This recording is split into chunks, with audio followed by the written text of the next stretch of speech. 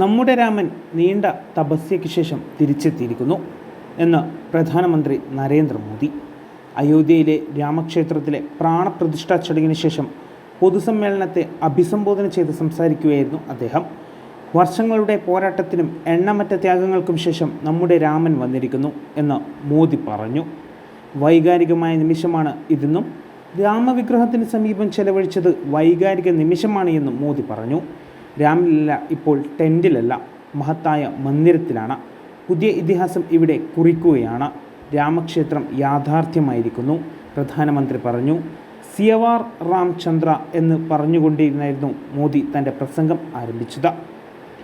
നൂറ്റാണ്ടുകളോളം ഓർമ്മിക്കപ്പെടാനും ചർച്ച ചെയ്യപ്പെടാനുമുള്ള ഒരു നിമിഷമായി ഇത് മാറിയിരിക്കുന്നു എന്ന് മോദി പറഞ്ഞു.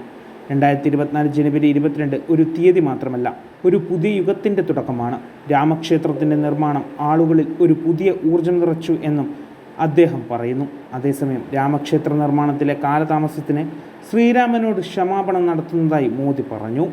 ഇത്രയും വർഷങ്ങളായി ഈ ജോലി നടക്കാത്ത ഞങ്ങളുടെ സ്നേഹത്തിലും തപസ്സിലും എന്തോ കുറവുണ്ടായതിനാൽ ഇന്ന് ഞാൻ ശ്രീരാമനോട് ക്ഷമ ചോദിക്കുന്നു. എന്നിരുന്നാലും ആ വിടവ് ഇന്ന് നികത്തപ്പെട്ടു. എനിക്ക് ഉറപ്പുണ്ട്, ശ്രീരാമൻ നമ്മോട് ക്ഷമിക്കും, അദ്ദേഹം പറഞ്ഞു. പുരാണത്തിൽ രാമൻ്റെ വനവാസം 14 വർഷമേ നീണ്ടു നിന്നിരുന്നുള്ളൂ. എന്നാൽ ഈ കാലഘട്ടത്തിൽ അയോധ്യയും നാട്ടുകാരും നൂറുകണക്കിന് വർഷത്തെ വേർപാട് അനുഭവിച്ചു.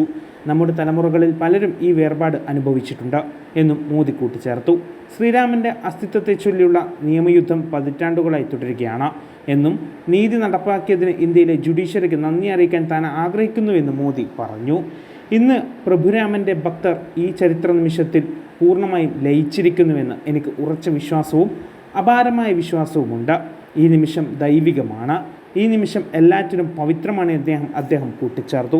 സാഗറിൽ നിന്ന് സരയുവിലേക്ക് യാത്ര ചെയ്യാൻ എനിക്ക് അവസരം ലഭിച്ചു.